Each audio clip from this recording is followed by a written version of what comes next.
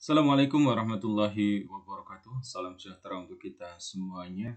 Nah, sahabat-sahabat, semoga senantiasa dalam kesehatan, senantiasa dalam kebaikan-kebaikan ya.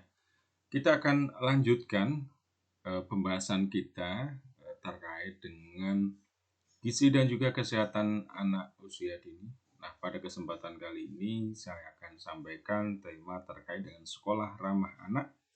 Kenapa ini menjadi hal yang penting di bahasan kita? Karena kita memahami di sini bahwa yang kemudian menentukan perkembangan kesehatan itu bukan hanya soal makanan, tetapi juga lingkungannya ya.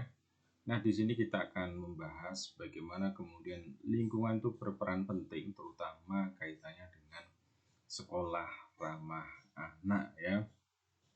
Dan juga kesehatan. Kita memahami kesehatan bukan hanya fisik tetapi juga psikologis. Maka saya kira ini hal yang penting untuk kita bahas tema terkait dengan sekolah ramah anak. Saya kira kita familiar dengan istilah sekolah ramah anak, tetapi tidak ada salahnya kalau kemudian kita pelajari secara lebih dalam lagi ya. Nah, sekolah ramah anak, apa yang kemudian melatar belakangi adanya seperti ini, atau apakah sebelumnya sekolah itu tidak ramah pada anak? Nah, ini juga pertanyaan yang menggelitik ya. Dari data menunjukkan atau sebelum-sebelumnya ada banyak kasus-kasus terkait dengan pelecehan, terkait dengan kekerasan, bullying ya pada anak-anak di lingkungan sekolah. Yang kita tahu sendiri, penelitiannya juga sudah banyak di mana di sini anak-anak itu menjadi kelompok yang paling rawan mengalaminya ya, karena yang paling lemah, dan umumnya kekerasan itu dilakukan oleh orang yang memiliki kekuasaan lebih di sini ya, terutama orang dewasa atau mungkin yang ukuran badannya lebih seperti itu. Sehingga berangkat dari situ, ini menjadi hal yang penting untuk kemudian perlu nih diadakan lingkungan sekolah yang kemudian ramah seperti itu ya. Dan juga ada banyak studi terkait dengan dampak dari kekerasan itu sendiri yang kemudian juga menghambat perkembangan anak, yang mulai dari hal yang sederhana cemas sampai kemudian trauma sampai kemudian yang lebih tinggi lagi. Sehingga kita berharap bersama-sama untuk kemudian menciptakan bagaimana kemudian lingkungan di sekolah itu juga memang benar-benar mendukung untuk tumbuh kembang anak dan kesehatan anak ya. Dan kita tahu sendiri bahwa banyak juga waktu anak di sekolah sehingga kemudian perlu untuk dijaga, paling enggak itu kan bisa 8 jam atau bahkan lebih ya, atau minimal banget kalau SD itu berarti jam 7 masuk, kemudian jam 12 ya, 5 jam. Sehingga bagaimana kemudian selama di sekolah itu benar-benar tidak ada yang namanya kekerasan, tidak ada namanya pelecehan ataupun hal-hal lainnya yang kemudian menghambat perkembangan anak ya. Dan juga dilihat dari undang-undang sendiri, ada banyak undang-undang yang memang itu memberikan dukungan penuh, memberikan perlindungan bagi tumbuh kembang anak, pemenuhan kebutuhan anak seperti itu, mulai dari Undang-Undang Sistem Pendidikan Nasional nomor 20 tahun 2013 ya. Terus kemudian juga Undang-Undang nomor 23 tahun 2002 kaitannya dengan perlindungan anak, dan juga ada banyak yang lainnya ya.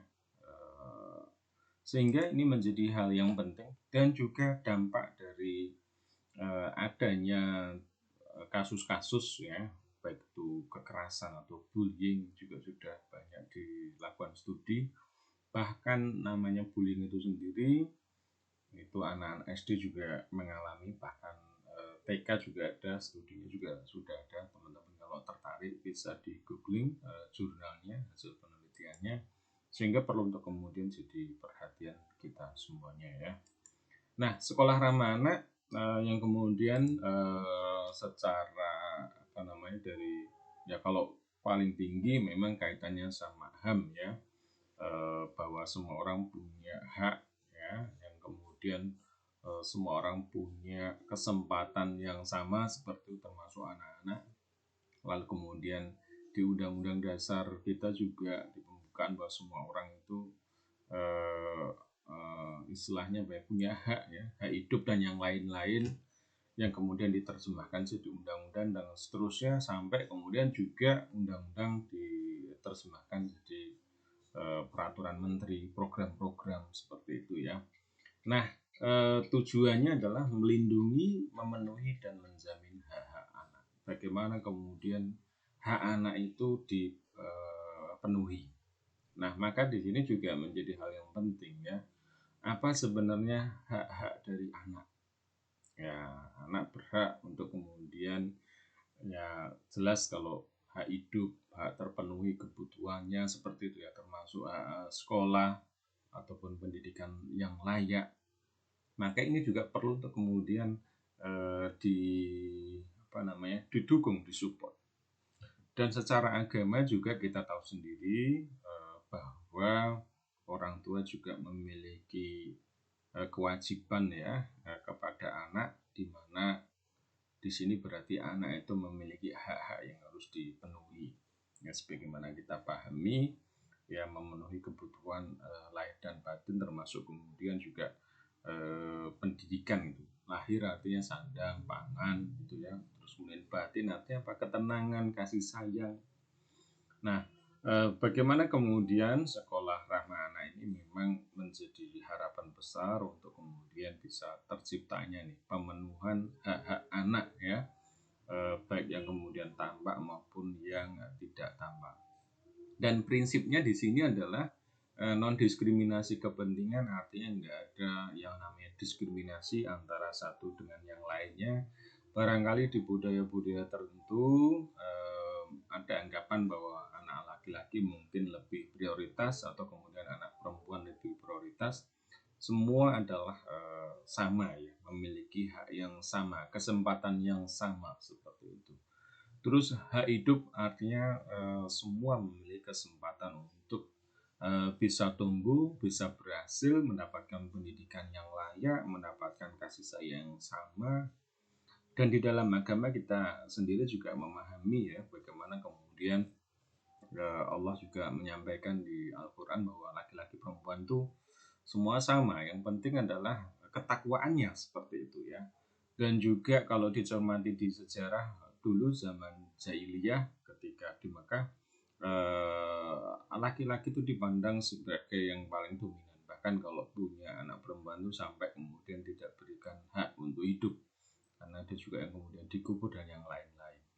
Nah, agama kemudian hadir memberikan jaminan bahwa semua itu sama, yang membedakan adalah tingkat ketakwaannya.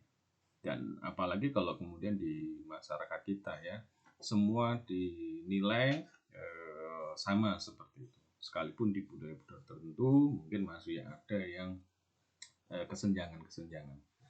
Tapi prinsipnya adalah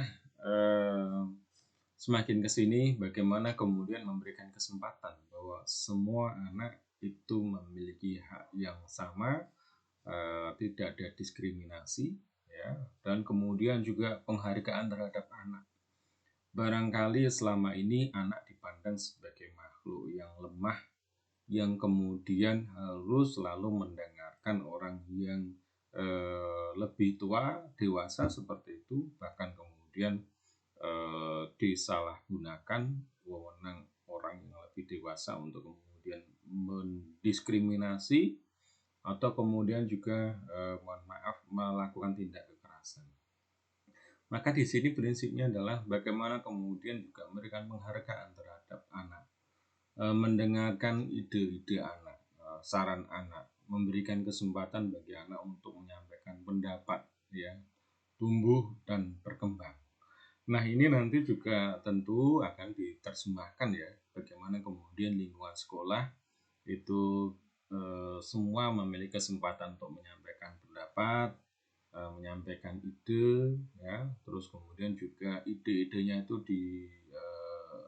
dihargai, dan juga melibatkan ketika kemudian sekolah punya program-program bagaimana kemudian semua anak laki-laki perempuan itu punya kesempatan yang sama untuk kemudian terlibat dan juga memberikan dukungan kontribusi kaitannya dengan menciptakan lingkungan yang ramah bagi anak.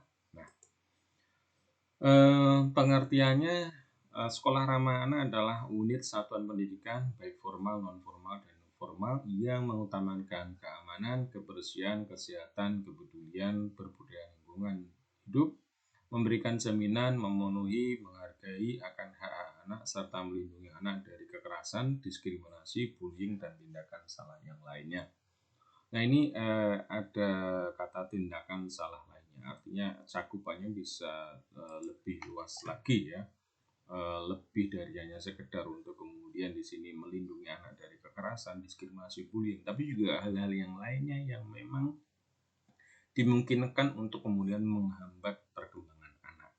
Ya, artinya apa, semua harus kemudian punya rasa keadilan ya dalam berbagai aspek kehidupan ya. Nah, berikutnya sekolah ramah anak ada juga istilah ini ya, gerakan barisan bersih, aman, ramah, indah, inklusif, sehat, asri dan nyaman.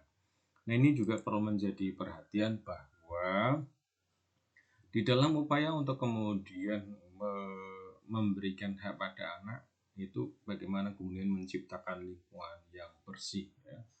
Nah, artinya apa ya, itu juga kebersihan itu hak dari anak. Makanya kita tahu misalnya ada aturan-aturan di mana ketika orang dewasa merokok itu juga hindarkan atau jauh-jauh dari anak. Karena di situ juga anak punya hak untuk menghirup udara yang bersih seperti itu ya.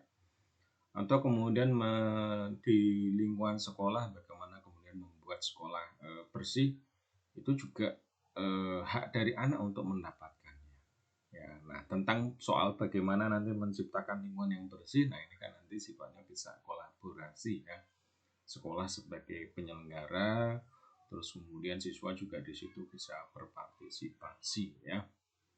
Aman baik itu soal fisik ataupun non fisik. Misalnya contohnya soal non fisik berarti semua mendapat perlakuan yang sama, mendapat kasih sayang yang sama, tidak ada yang kemudian merasa takut. Itu yang non fisik psikologis ya. Tetapi secara fisik misalnya bagaimana kemudian mainan-mainan yang ada itu juga punya standar-standar keselamatan gitu ya, termasuk sekolah juga punya standar itu ya, baik itu peraturannya, baik itu kemudian juga permainan sendiri atau lingkungannya. Jadi definisi aman ini luas. Ramah kita tahu bagaimana kemudian memperlakukan anak secara ramah. Maka di sekolah ada konsep senyum, salam, sapa seperti itu ya. Dan juga tentu di sini penghargaan pada pendapat anak. Indah ini kaitannya dengan bagaimana kemudian menciptakan lingkungan yang memang indah, yang bagus, yang nyaman gitu ya.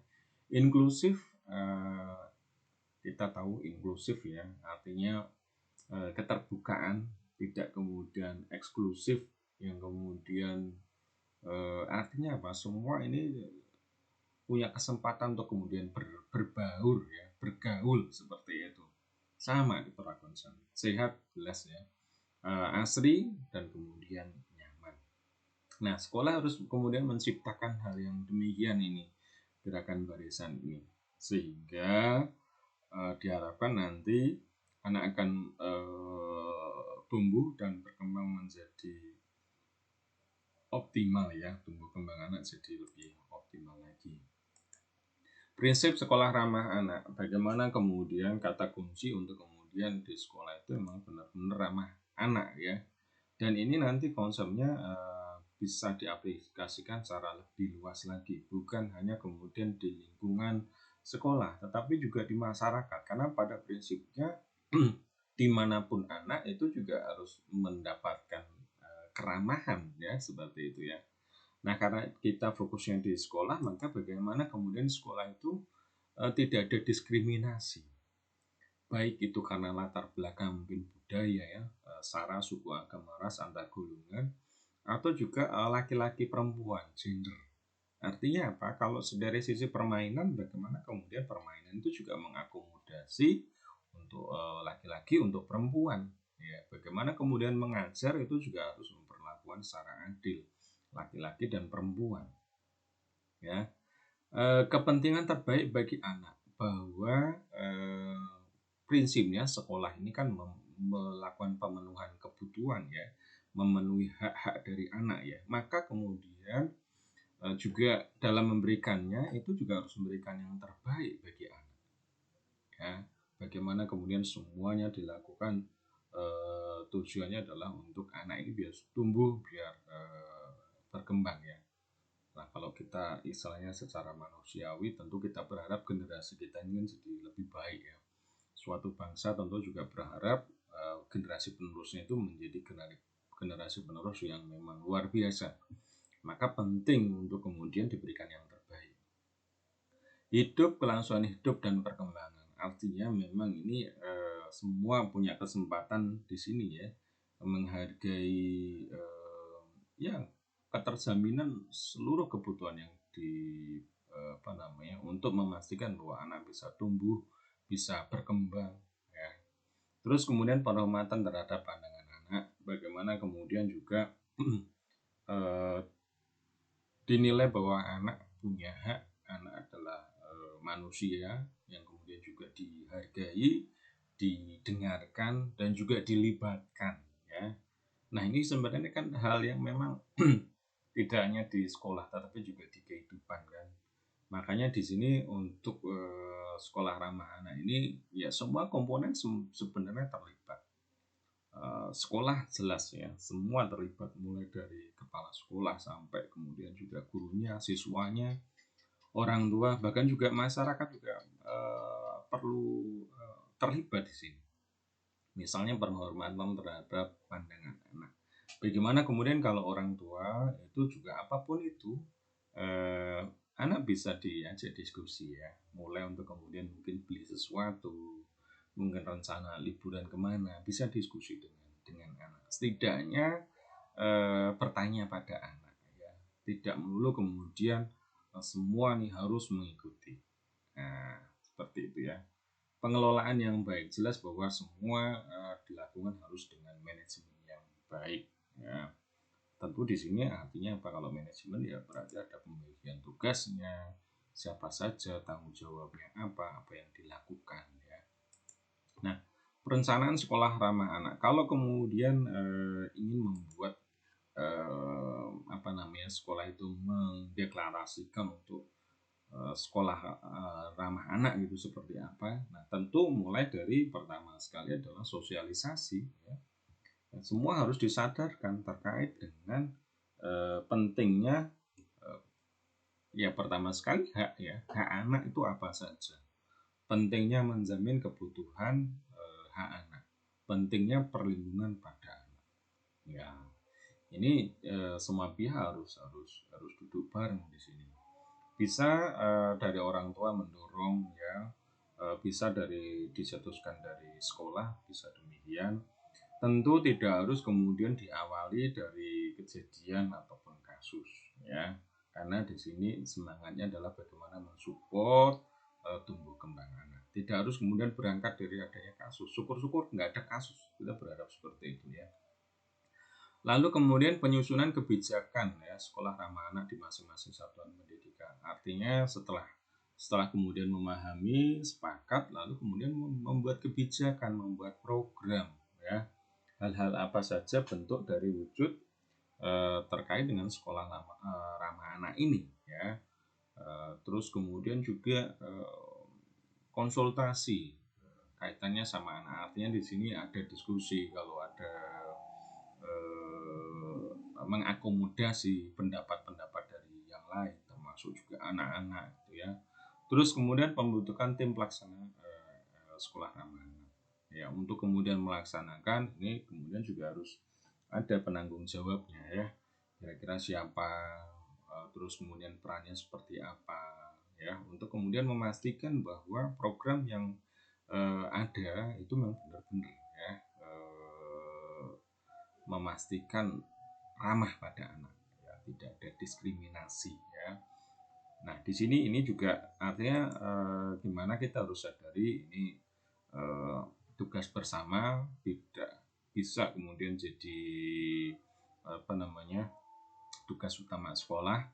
Orang tua juga bisa mendorong ya, tidak harus kemudian sifatnya harus terjadi sesuatu demikian baru kemudian muncul, enggak, tapi bisa sifatnya preventif.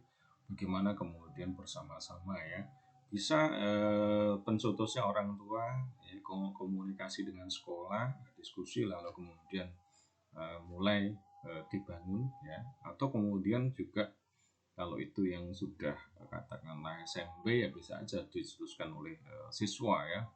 Terutama kalau terjadi ya kita tahu sendiri namanya remaja, mungkin ada kekerasan dan yang lain-lain ya. Terus kemudian komponen sekolah ramah anak ketika kemudian memang memutuskan ini nih sudah komit nih untuk kemudian sekolah ramah anak nih ya, harus ada kemudian pernyataan ya, komitmen secara tertulis ya, kebijakannya seperti apa ya dalam menyelenggarakan gitu ya. Terus kemudian peran dari orang tua, peran dari apa namanya siswa itu seperti apa. Jadi komitmen, semangat bahwa kita akan menjunjung nih integritas keramahan di sekolah ini, seperti itu ya. Kalau di masyarakat berarti kita komit nih bersama-sama untuk kemudian menjaga lingkungan yang memang benar-benar ramah untuk anak ya. Dan kemudian komitmen itu atau fakta integritas ya kita biasa nyebutnya, kemudian diwujudkan dalam proses belajar mengajar yang juga ramah anak. Kalau di rumah ya berarti bagaimana kemudian mendidik dengan cara yang ramah. Kalau di masyarakat bagaimana kemudian memperlakukan anak-anak itu juga dengan ramah ya. Nah, proses belajar mengajar yang ramah anak artinya apa? Ya, dari tutur katanya, dari penyampaiannya, dari metodenya juga harus benar-benar adil, tidak diskriminatif gitu ya. Tidak ada yang kemudian sifatnya mungkin merendahkan atau kemudian menjelekkan dan seterusnya, semua dipandang sebagai adil ya, setara gitu ya. Dan kemudian para pendidik serta tenaga pendidik mendapat pelatihan hak anak. Nah, ini juga perlu support system ya, karena kadang tidak semua orang juga memahami ya kaitannya sama aturan, sama undang-undang, bagaimana kemudian memperlakukan anak, mendidik anak ya. Maka juga penting nih, perlu ada pelatihan kaitannya hak-hak anak, artinya secara undang-undang itu seperti apa hak-haknya ya. Syukur-syukur dilengkapi secara agama itu hak-haknya itu seperti apa sih gitu ya. Dan juga bagaimana kemudian mendidik anak secara psikologis ya, berbasis gender dan yang lain-lain ya. Tersedia sarana dan prasarana. Bagaimana kemudian yang tadi ada menciptakan keamanan, kerapian, keindahan, itu juga butuh sarana prasarana. Maka perlu juga untuk kemudian disupport itu. Nah, tentu untuk menciptakan itu yang nggak bisa kemudian sekolah sendiri, ya, bisa dari orang tua, masyarakat, kerja bersama-sama ya. Bagaimana kemudian menciptakan lingkungan sekolah yang aman, bagaimana kemudian menciptakan mungkin permainan-permainan yang memang itu ramah untuk anak gitu ya. Partisipasi anak juga penting untuk kemudian pelibatan anak ya. Bagaimana kemudian segala hal yang namanya pemenuhan hak anak ya, anak sendiri juga harus diberikan kesempatan untuk memberikan feedback, pendapat, masukan-masukan, hal apa yang mungkin mereka butuhkan, mereka inginkan, termasuk keluhan-keluhan mereka. Jadi ada keterbukaan untuk kemudian bisa menyampaikan pendapat, ide seperti itu ya.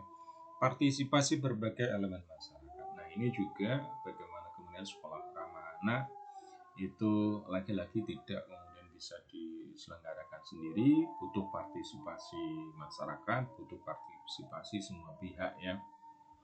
Termasuk kemudian terutama misalnya dalam sosialisasi, dalam penyampaian pelatihan-pelatihan, itu tentu nggak bisa kemudian hanya sekolah ya. Bisa kerjasama dengan orang-orang yang atau lembaga-lembaga yang profesional, entah itu katakanlah organisasi yang punya perhatian terkait dengan perlindungan anak ya, bisa juga seperti itu, atau kemudian memang organisasi pemerintah di situ, atau kemudian organisasi masyarakat. Artinya apa? Ini menjadi tanggung jawab bersama terkait sama sekolah ramah anak, sekalipun namanya sekolah dan konteksnya di sekolah, tetapi pada dasarnya kaitannya sama ramah anak ini juga perlu di keluarga, perlu juga di masyarakat untuk diterapkan ya. Nah, demikian sahabat-sahabat semuanya, mudah-mudahan bermanfaat. Saya kira informasi dari saya ya, ini cukup ringkas sehingga teman-teman bisa untuk mendalaminya secara lebih lanjut dengan googling, dengan searching ya. Saya kira banyak informasi-informasi terkait sama sekolah ramah anak ini yang kemudian bisa teman-teman kaji, bisa menambah referensi. Demikian dari saya, mudah-mudahan bermanfaat. Assalamualaikum warahmatullahi wabarakatuh.